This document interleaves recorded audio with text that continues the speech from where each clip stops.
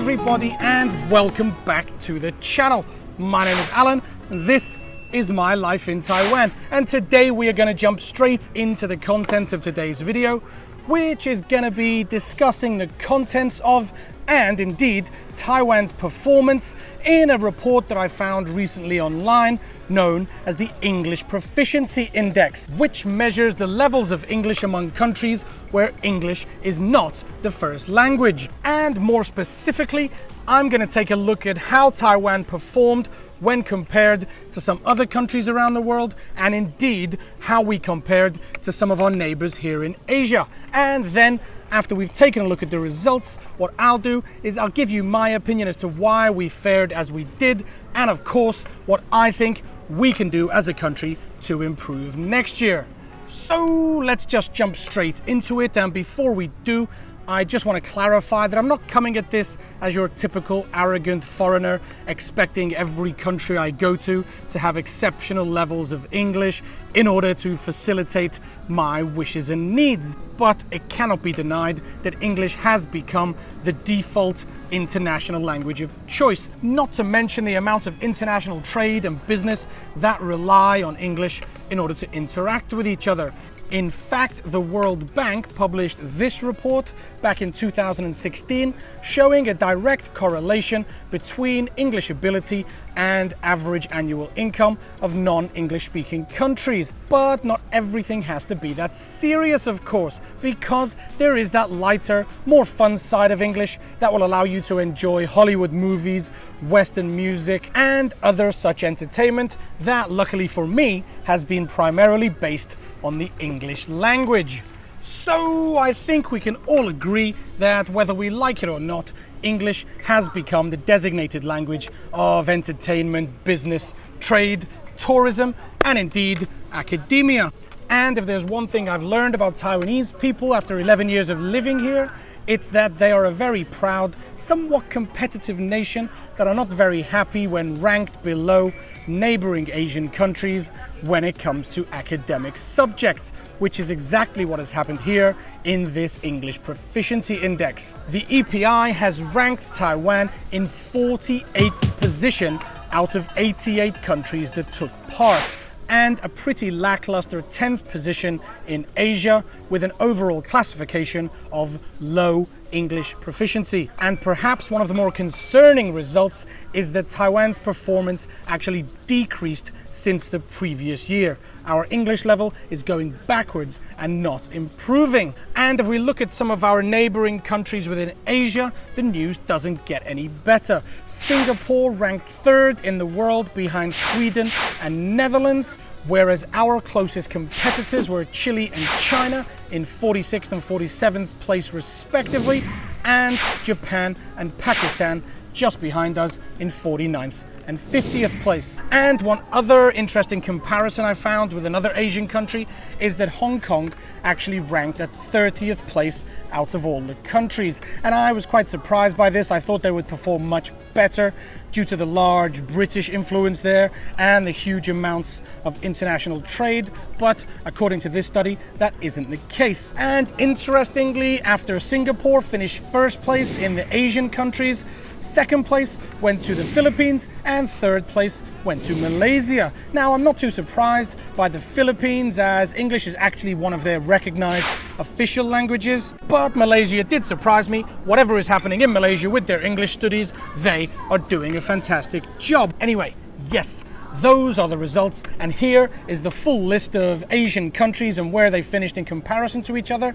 Therefore, I'd like to invite you to have your say. What do you think about Taiwan's English level compared to some of these countries? Do you think that 10th place is our justifiable position, or do you think there's something fishy going on?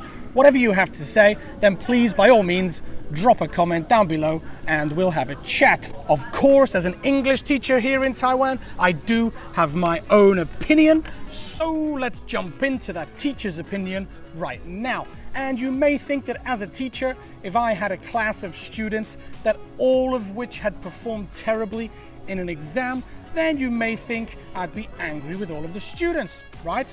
Well, actually not.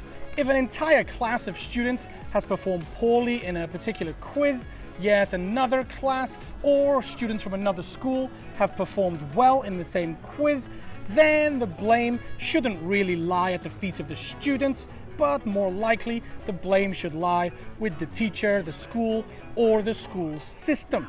And I feel that that's where the blame lies for Taiwan's poor performance in this English Proficiency Index. It is my personal feeling that Taiwan's education system has some major flaws that need addressing if our English performance is going to improve and we are going to perform better in future studies such as this one. I don't want to get too critical of fellow teachers working hard to educate other kids, but I do feel that the problem begins in Taiwan's elementary schools, where the teachers are under huge pressure to teach a very strict curriculum with a very set number of hours that must be taught for each subject. And English only comes into play within this strict curriculum at grade 3, where the minimum requirement of English teaching is just one class of 40 minutes per week, which then increases to 2 classes in grades 5 and 6. Now, there are lots of elementary school age kids in Taiwan that speak a very beautiful English, and I meet them in the street, and of course the kids in my school, their English is pretty good, but I very seldom meet a kid whose English is good in Taiwan that learned it solely at elementary school. Usually they've picked up their English in a private English or bilingual elementary school, or indeed at a bushiban or a cram school such as the one where I work. It may sound super critical of me, and I'm sure other teachers will argue and disagree with me, but pretty much those are the facts, and that's the way I see it. So let's talk about what can be done to rectify this and improve our English levels as a country by ourselves, because it seems pretty clear to me that one of the best ways to improve your English level is by self-study, or at least through taking ownership or responsibility of your own studies. And that brings me nicely onto the partner for today's video, an online language school, Lingoda, and their awesome language marathon. Now, apparently Lingoda also have courses and marathons in several different languages, including German, French, and Spanish. But what I'm here to recommend to you today is their 3-month English language marathon, which is coming very soon.